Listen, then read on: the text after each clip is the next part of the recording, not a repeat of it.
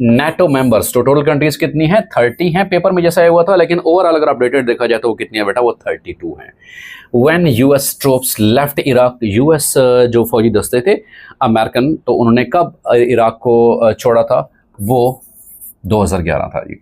अल्लामा इकबाल इब्तदा में पोइट्री में किससे हेल्प की थी? दाग देहलवी साहब, दाग देहलवी साहब से इन्होंने हेल्प ली थी। और अगर ये देखा जाए इकबाल साहब तो वैसे भी पोइट्री छोड़ चुके थे, लेकिन इनको पोइट्री पे इंस्पायरेशनल किसने दी थी? इनके अजीम प्रोफेसर आर्नल्ड, जो आर्नल्ड साहब हैं, रेस्पेक्टेड स्टूडेंट्स याद रखिएगा, प्रोफेसर आर्नल्ड। हिस्टोरियन कहते हैं प्रोफेसर आर्नल्ड साहब के बारे में कि he is the person who gave us Iqbal, के ये तो प्रोफेसर आर्नल्ड साहब ही हैं जिन्होंने हमें इकबाल दिया था। उसके बाद देखिए अंटार्कटिका मैक्सिमम टेम्परेचर कितना होता है? 18.3 सेंटीग्रेड होता है जी।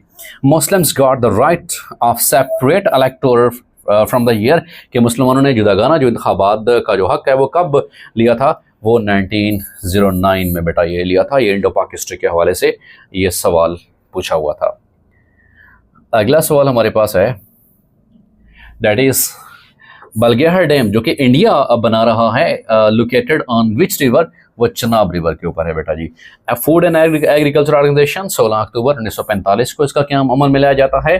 Country have the most number of airports, जिसमें सबसे ज़्यादा एयरपोर्ट्स हैं वो कौन सा कंट्री है? वो है United states of America, America में है।